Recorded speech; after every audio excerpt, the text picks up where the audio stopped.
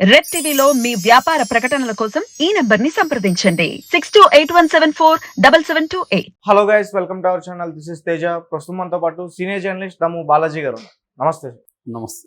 So కవిత arrest అయిన తర్వాత విజయసాయి రెడ్డి వైఎస్ఆర్సీపీ నాయకుడు, ఇతని పేరు కూడా బయట బాగా వినిపిస్తుంది. త్వరలో ఈడీ ఇతని ఇంటి వద్దకు కూడా వెళ్ళి అతన్ని అరెస్ట్ చేయబోతారంటూ కూడా ఒక వార్త అయితే విరేగులోకి వచ్చేసింది. అలాగే విజయసాయి రెడ్డికి సంబంధించిన బంధువులు, వాళ్ళ అల్లుడు భార్య కనికా రెడ్డి, ఆమె పేరు కూడా ఎక్కువ బయట వినిపిస్తుంది. భారీ మొత్తంలో చాలా డబ్బు ఆమెకు సంబంధించిన ఫ్లైట్లోనే ట్రాన్స్పోర్ట్ అయిందని కూడా చెప్తూ ఉన్నారు. అసలు కనికా రెడ్డి ఎవరు, వాళ్ళ అల్లుడు, దీనికి సంబంధం ఏంటి? ఇది యాక్చువల్గా వెరీ ఇంట్రెస్టింగ్ ఆస్పెక్ట్.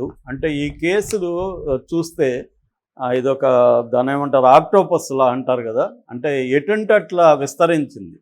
ఢిల్లీ జరిగిందేమో ఢిల్లీలో, ఢిల్లీ నుంచి వైజాగ్కు, ఢిల్లీ నుంచి ఒంగోలుకు, ఢిల్లీ నుంచి తెలంగాణకు ఎంత లింక్ ఉందంటే ఇది చాలా పెద్ద లింక్ ఉంది. అంటే దీంట్లో నాకు తెలిసి ఈ మధ్యకాలంలో సిబిఐ ఈడీ కలిసి ఒక పకడ్బందీగా కేసుని బిల్డప్ చేసింది ఇదే అని చెప్పచ్చు.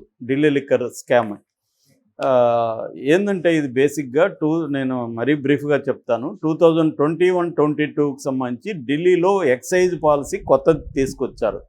ఆ పాలసీలో ఏం చేశారంటే 31 జోన్స్లో దాదాపు 839 దాని ఏమంటారు సెల్లింగ్ పాయింట్స్ని పెట్టారు. దాంట్లో దాదాపు కొత్తగా 9,500 కోట్ల వరకు ఆదాయం పెరుగుతుందనేది చెప్పారు. సో ఈ పాలసీ మీద అక్కడ బీజేపీ నాయకులు ముందు నుంచి కూడా వ్యతిరేకిస్తున్నారు. దాంతో అక్కడ అది కేంద్రపాలిత ప్రాంతం కాబట్టి దాంట్లో లెఫ్టినెంట్ గవర్నర్ ఉంటారు వాళ్ళకి. ఆ లెఫ్టినెంట్ గవర్నర్ సక్సేనా సిబిఐకి ఆదేశించాడు. అప్పుడు సిబిఐ రంగంలోకి దిగింది. సో సిబిఐ దిగినాక దీంట్లో మనీ లాండరింగ్ జరిగిందనేసి ఈడీ కూడా రంగంలోకి దిగింది. సో వాళ్ళు చెప్తున్నది ఏంటంటే ఇది ఒక సౌత్ గ్రూప్ అని పేరు పెట్టారు వాళ్ళు. సౌత్ లాబీ అంటారు, కొన్నిసార్లు సౌత్ గ్రూప్ అని అంటున్నారు. సౌత్ గ్రూపులో ఏముందంటే ఒంగోలుకు సంబంధించిన Magunta Srinivasa Reddy MP, YCP MP, ఆయన రిజైన్ చేసి ఇప్పుడు తెలుగుదేశంలో చేరాడు. వాళ్ళ కొడుకు మాగుంట రాఘవరెడ్డి. తర్వాత వైజాగ్లో విజయసాయి రెడ్డికి అల్లుడు ఉన్నాడు. ఆ అల్లుడి పేరు రోహిత్ రెడ్డి. ఆ రోహిత్ రెడ్డికి ఒక తమ్ముడు ఉన్నాడు, అతని పేరు శరత్ చంద్రారెడ్డి. అతనికి ఒక కంపెనీ ఉంది, అరబిందో ఫార్మా కంపెనీ. ఆ కంపెనీ ఆయన ఆధ్వర్యంలో నడుస్తుంటుంది. సో శరత్ చంద్రారెడ్డి, ఈ రాఘవరెడ్డి, కవిత, ఈ ముగ్గురు కలిసి ఇండో స్పిరిట్స్ అనే ఒక కంపెనీ పెట్టుకున్నారు. ఇండో స్పిరిట్స్ వచ్చి liquor manufacturing and distribution company. Kavitha డైరెక్ట్గా లేకుండా కవిత తరపున అరుణ్ రామచంద్ర పిల్లై, మామూలుగా అయితే అతన్ని హైదరాబాద్ బేస్డ్ బిజినెస్ మ్యాన్ అంటారు, కానీ ఆయనకి సపరేట్ బిజినెస్లు ఏమి లేవు. కవిత బిజినెస్లనే ఆయన మేనేజ్ చేస్తుంటాడు.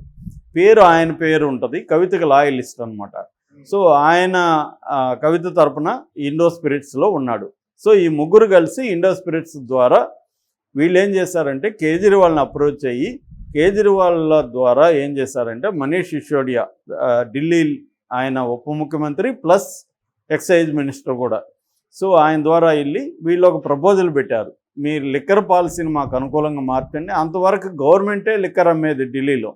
సో మీరు ప్రైవేటైజ్ చేసేయండి, దాన్ని ప్రైవేట్ వాళ్ళకి ఇవ్వండి, మాకు అనుకూలంగా లిక్కర్ కానీ పెడితే మేము మీకు 100 కోట్లు ఇస్తామనేది వీళ్ళ ప్రపోజల్. దానికి వాళ్ళు ఒప్పుకొని వీళ్ళని ఆ పాలసీని డ్రాప్ చేయమన్నారు. కవిత మాజీ సిఏ గోరంట్ల బుచ్చిబాబు దీన్ని డ్రాప్ చేశాడు. సో దీంట్లో మళ్ళీ ఇంకొంతమంది పేర్లు, దినేష్ అరోరా అని ఒక ఆయన ఉన్నాడు. ఈ దినేష్ అరోరాకి అక్కడ ఢిల్లీలో కొన్ని రెస్టారెంట్లు, అన్ప్లగ్డ్ కోర్ట్ యార్డు ఇలాంటి రెస్టారెంట్లు చైన్ అనమాట, అతన్ని ఇన్వాల్వ్ చేశారు. అట్లాగే ఆప్ ఎంపీ సంజయ్ సింగ్, ఆయన్ని ఇన్వాల్వ్ చేశారు. ఇలాగా వీళ్ళందరూ కలిసి ఏం చేశారంటే ఈ దినేష్ అరోరా, విజయ్ అరోరా, అరుణ్ రామచంద్ర పిల్లై, సంజయ్ సింగ్, గోరంట్ల బుచ్చిబాబు వీళ్ళందరూ కలిసి ఒక డ్రాఫ్ట్ని రాసి దాని ప్రకారంగా మార్చేసి ఏం చేశారంటే వీళ్ళకి ఇచ్చేశారు. ఈ సౌత్ లాబీకి ఢిల్లీలో లిక్కర్ షాపుల్ని అప్పగించారు. అందులో వీళ్ళకి అనుకూలంగా కొన్ని రాయితీలు, 30 కోట్ల వరకు రాయితీలు ప్రకటించారు. దాని తర్వాత ఎంఆర్పి మీరు అమ్మాల్సిన అవసరం ఆబ్లిగేషన్ ఏం లేదు, మీ ఇష్టం వచ్చిన రేట్లు పెట్టుకోవచ్చు, అవసరమైతే సబ్సిడీ ఇచ్చుకోవచ్చు, అర్లీ మార్నింగ్ 3 గంటల వరకు కూడా నడుపుకోవచ్చు, ఇలాంటి రాయితీలు అనేకం ఇచ్చారనేది ఆరోపణ. సో ఇందులో 100 కోట్లు ఇప్పుడు వీళ్ళు ఇవ్వాలి కదా వాళ్ళకి, ఆపుకి అంటే మనీష్ సిసోడియాకి వాళ్ళకి ఇవ్వాలి కదా. ఈ 100 కోట్లు ఎలా పంపించారనే దానికి కనికారెడ్డి పేరు రంగంలోకి వచ్చింది. కనికారెడ్డి ఎవరు అంటే ఈ శరత్ చంద్రారెడ్డి ఎవరైతే ఉన్నారో అతనికి సెకండ్ వైపు కనికారెడ్డి.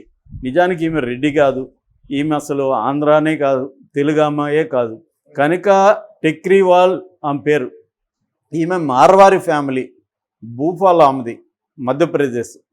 ఈ భోపాల్లో ఆమె చదువుకునిందేమో ఊటీలో చదువుకునింది. దాని తర్వాత ముంబైలో విజువల్ కమ్యూనికేషన్ చేసింది, ఎకనామిక్స్లో గ్రాడ్యుయేషన్ చేసింది.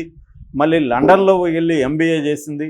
ఆ తర్వాత ఆమె ఇక్కడ ప్రైవేట్ జెట్స్ ఇండియాలో బాగా పెరుగుతున్నాయి, రెంట్లకి ప్రైవేట్ జెట్స్ తీసుకుంటున్నారని చెప్పి ఆ బిజినెస్లోకి ఎంటర్ అవుద్దామని పేరెంట్స్ని అడిగింది. పేరెంట్స్ ఒప్పుకోలేదు. ఆ టైంలో ఆమె క్యాన్సర్ వచ్చింది. దాంతో ఆమె కొద్ది రోజులు క్యాన్సర్తో పోరాడింది, సక్సెస్ అయింది, క్యాన్సర్ కంప్లీట్గా నయమైంది. దాంతో మళ్ళీ 2014లో ఆమె జెట్ సెట్ గో అనే ఒక కంపెనీ స్టార్ట్ చేసింది. 5,600 రూపాయలతో ఆఫీస్ ఓపెన్ చేసి స్టార్ట్ చేసింది ఆమె. అది 10 ఏళ్లలో దాదాపు 50 కోట్లకి అది విస్తరించింది. ఇప్పుడు ఆమె దగ్గర దాదాపు 600 మంది పనిచేస్తున్నారని చెప్తున్నారు. సో ఆమె ప్రధానంగా ఏం చేస్తుందంటే, ఎవరైనా ప్రముఖులు, ఇప్పుడు మన సినిమా వాళ్ళు, ఇప్పుడు పవన్ కళ్యాణ్ ఉన్నాడు, విజయవాడకి వెళ్ళాలన్నా ఆయన సపరేట్ ఫ్లైట్ వేసుకొని వెళ్తాడు. సో ఆ ఫ్లైట్ ఎవరు ఇవ్వాలి? ఈ కంపెనీ ఇస్తుందన్నమాట. ఈ కంపెనీ ఏం చేస్తుందంటే ఫ్లైట్ని ప్రొవైడ్ చేస్తుంది. ఇందులో 6 సీట్ల దగ్గర నుంచి 18 సీట్ల వరకు ఉండే జెట్స్ ఉన్నాయన్నమాట. అంటే ఈమె వేరే జెట్స్ని రెంట్కి తీసుకొని వీళ్ళకి సబ్ రెంట్కి ఇస్తూ ఉంటుంది. కొన్ని ఈమెకి కూడా ఉన్నాయి. దాదాపు 8 ఎయిర్క్రాఫ్ట్స్ ఆమెకే ఉన్నాయి. అవి కాకుండా వేరే దగ్గర కూడా రెంట్కి తీసుకొని ఇస్తుంటుంది. ఇట్లా ఆమె ఇస్తుంటుంది. సో ఇప్పుడు ఏం చేస్తారంటే, ఇక్కడ మన బేగంపేట ఎయిర్పోర్ట్ నుంచి ప్రైవేట్ జెట్స్ ఆపరేట్ అవుతుంటాయి. సో బేగంపేట ఎయిర్పోర్ట్లో వీళ్ళు ఏం చేశారంటే, తెలివిగా కవిత అండ్ బ్యాచ్ ఈ డబ్బుల్ని వీళ్ళ ఫ్లైట్ని రెంట్కి తీసుకున్నారు. వీళ్ళదే కదా అది. కాబట్టి వీళ్ళ ఫ్లైట్లో ఏమేమి పెడుతున్నారు ఏంటి అనేది ఎవరికి బయట ప్రపంచానికి తెలియదు. సో ఫ్లైట్ని డబ్బులు తీసుకొని, రెండోది అక్కడ బేగంపేట ఎయిర్పోర్ట్లో సెక్యూరిటీ, ప్రైవేట్ సెక్యూరిటీ వాళ్ళని మేనేజ్ చేసుకున్నారు. ఎందుకంటే వీళ్ళకి ర్యాపో ఉంటుంది కదా కనికారెడ్డికి. సో రెండోది ఏంటంటే, కనికారెడ్డి ఆమె బిజినెస్సే హైఫై వాళ్ళతో సంబంధం ఉండే బిజినెస్ కదా, VVVIP వాళ్ళతో సంబంధం ఉండే వ్యాపారం ఆమెది. ఎందుకంటే నువ్వు నేను ఫ్లైట్స్ రెంట్కి తీసుకోం కదా, బాగా అల్ట్రా రిచ్ వాళ్ళు, ఫిల్తీ రిచ్ వాళ్ళే ఫ్లైట్కి రెంట్కి తీసుకుంటారు. కాబట్టి ఈమె ఇండియా వైజ్గా VVIPస్తో సంబంధాలు ఉన్నాయి ఈ కనికారెడ్డికి. బయట ఎక్కడ ఈమె కనపడదు. మామూలు వాళ్ళకి అసలు ఈమె ఎవరో కూడా తెలియదు. అంత జాగ్రత్తగా ఉంటుంది. ఓన్లీ టాప్ వాళ్ళతో మాత్రమే టచ్లో ఉంటుంది. సో ఈమె ఆ ప్రైవేట్ సెక్యూరిటీని మేనేజ్ చేసి అక్కడి నుంచి తన ఫ్లైట్లో డబ్బులు తీసుకొని ఢిల్లీకి వెళ్ళారు. సో ఎక్కడ సెక్యూరిటీ ఇబ్బంది కానీ ఏ రకంగానే లేదు. చాలా ఖతర్నాక్ ప్లాన్ వేశారు. దీన్ని ED and CBI find out చేశారు. ఫైండ్ అవుట్ చేసి ఇప్పుడు ఆ ప్రైవేట్ సెక్యూరిటీకి నోటీస్ ఇచ్చారు. అట్లాగే ఈ ఫ్లైట్ సిబ్బందిని కూడా కొంతమందిని అరెస్ట్ చేశారు. కొన్ని డబ్బులేమో హవాలా ద్వారా పోయింది. హవాలా ద్వారా అంటే ఇప్పుడు నేనే పర్సనల్గా చూశాను. కాంగోలో ఉన్న కొద్ది రోజులు నేను ఆఫ్రికాలో, అక్కడ హవాలా అతన్ని కలిసాం. అతను ఏదో సమ్ ఎక్స్ అనుకో పేరు, మనం అతని పేరు ఎందుకు చెప్పేది, అతను పెద్ద గ్యాంగ్స్టర్ అతను. సో సమ్ ఎక్స్ అనుకుందాం, బట్ ముస్లిం అతను. వాళ్ళ ఇంటికి కూడా తీసుకెళ్ళాడు. బాగా ఒక upper middle class college university lecturer, అలా అంత డీసెంట్గా ఉంది family. Upper middle class family లాగా ఉంది. సో అతను ఏం చెప్పాడంటే, ఈ ప్రపంచంలో ఏ దేశానికైనా నేను డబ్బులు చేరుస్తాను, నేను అక్కడ మీ క్యాండిడేట్కి చేర్చినాకే మీరు నాకు డబ్బులు ఇవ్వండి అనేది చెప్తున్నాడు అతను. అంటే అంత పెద్ద నెట్వర్క్ ఉంటుంది హవాలాది. ప్రపంచంలో ఏ దేశానికైనా వాళ్ళు డబ్బులు చేర్చగలరు. సో అలాగా వీళ్ళు ఏం చేశారంటే, కొంత హవాలా ద్వారా పంపించారు. ఈ హవాలా ద్వారా పంపించిన వాళ్ళని కూడా గుర్తించారు. దాదాపు 30 కోట్ల హవాలా ద్వారా పోయిందనేది కూడా ED ఫైండ్ అవుట్ చేసింది. సో ఇది లింక్ చూసినప్పుడు, ఈ లింకు కనికారెడ్డి, శరత్ చంద్రారెడ్డి, రోహిత్ రెడ్డి, విజయసాయి రెడ్డి అట్లా వెళ్తుంది లింకు. సో ఇప్పుడు బీజేపీ జగన్తో లేదు కాబట్టి విజయసాయి రెడ్డిని కూడా అరెస్ట్ చేసే అవకాశాలు ఉన్నాయి. చేయడం ద్వారా ఏమవుతుందంటే వైసీపీకి యాంటీగా ఒక నెరేటివ్ని అక్కడ తీసుకెళ్ళచ్చు అనేది కూడా చెప్తున్నారు. మరి విజయసాయి రెడ్డిని అరెస్ట్ చేస్తారో లేదో తెలీదు. ఆల్రెడీ శరత్ చంద్రారెడ్డిని చేశారు, రాఘవరెడ్డిని చేశారు. వీళ్ళందరూ కూడా అప్రూవర్గా మారిపోయారు. యాక్చువల్గా కవిత బ్యాడ్ లక్ ఏమంటే కవితకు బినామీగా ఉన్న అరుణ్ రామచంద్ర పిల్లై అప్రూవర్గా మారిపోయి అవును నేను కవితకు బినామీ అని అతను సరెండర్ అయిపోయాడు. అందుకని కవితను పట్టుకోగలిగారు వాళ్ళు. సాక్ష్యాలు అతని కన్ఫెషన్ రిపోర్టు అన్నీ ఉన్నాయి అప్రూవర్గా మారడం వల్ల. అయితే ఇవన్నీ రేపు కోర్టులో నిలుస్తాయి లేదనేది వేరే విషయం. కానీ ఇప్పుడైతే ఇబ్బంది పెట్టగలరు కదా, 1 year అయితే బెయిల్ రాకుండా చూసుకోగలరు మినిమం. సో ఇదంతా వాళ్ళు అనుకున్నది నెరవేరుతుంది. సో అది జరిగింది బేసిక్గా.